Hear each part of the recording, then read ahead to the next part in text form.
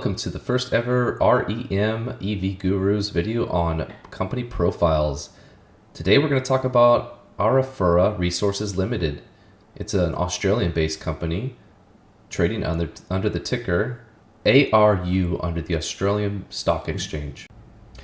ARAFURA's mine, the Nolans mine, will become the long-term and secured supplier of neodymium and praseodymium oxide from its 100% owned Nolans project. The project site is located 135 kilometers north along the Stuart Highway from the town of Alice Springs in the Northern Territory of Australia. The project's cornerstone asset is the Nolans Bohr rare earth phosphate uranium thorium deposit, one of the largest and most intensively explored deposits of its kind in the world. The deposit is estimated to contain 56 million tons of rare earth oxides at an average grade of 2.6% and 11% of phosphate that extends to 215 meters below the surface.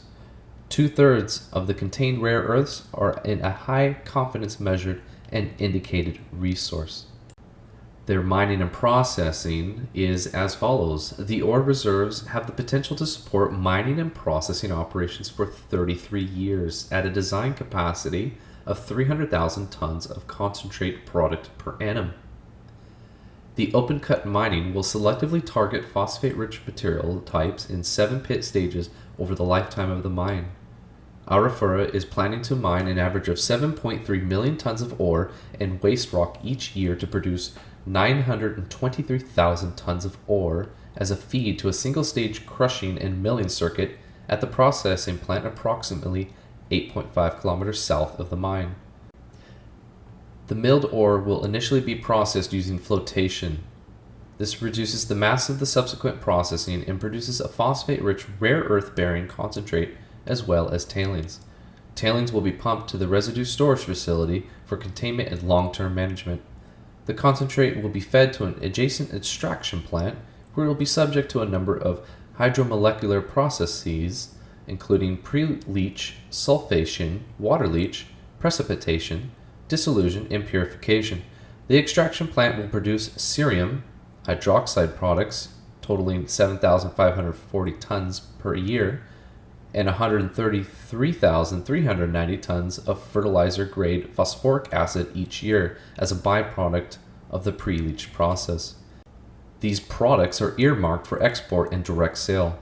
Waste streams including gypsum and from the extraction processing will be neutralized before pumping to an additional reclamation location. Rare earth chloride in the extraction plant will be further refined at an adjacent separation plant in 2 final rare earth products for export and sale. The project additionally has permission from the Australian government to proceed forward with the necessary construction and to operate the Nolans project for an additional 3 years. While this is one of the bigger mines in the world and a good producer of rare earth oxides, it still should be pointed out that they only get through the refinement process so far before they have to export what they have and their products overseas for further refinement. Typically, these will, of course, go to China. And recent events, as of 2020, the middle of 2020, there has been works with the United States, the European Union, in order to start other developments of refinery capability in other countries. So what do I think about ARAFURA? I think they are an interesting company. They're currently not turning a profit. Prices and operation costs is what keeping them down. Keep in mind that ARAFURA, although they do some of the refinement on site or at least near site, they still have to send their product overseas for further and final refinement for the end product that many companies use today. I personally don't consider this a good buy. I think that they need to clean up their financials. I think they need to deal with operating costs. It'd be interesting to see if any other company decides maybe to buy them out.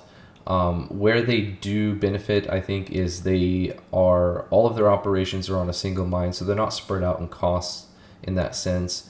If prices continue to go up for neodymium and praseodymium, certainly they can turn a profit then, especially for those minerals. As we know, the EV market is in high demand for these rare earth metals. The companies that make the electric motors, yes, this is going to be in high demand. I would also like to point out that they are closely working with the Australian government, and although they weren't tapped by the United States government, Department of Defense, for any part in contract to build a refinery in the United States, it would not be out of the question for this company to perhaps to get picked up from a government perspective, maybe some subsidies from the Australian government, or maybe to be picked up by another company itself, and just maybe to capitalize on the fact that their mine has a good source of those rare earth oxides.